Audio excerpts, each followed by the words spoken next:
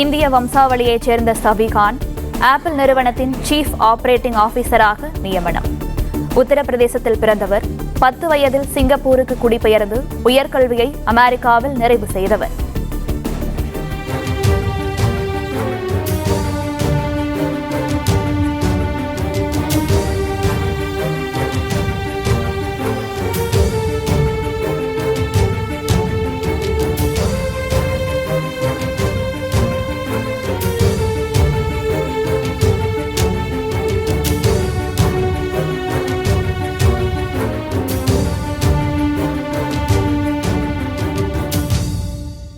Play store மற்றும் app ஸ்டோரில் இருந்து பாலிமர் செயலியை QR கோடு மூலம் பதிவிறக்கம் செய்யுங்கள்.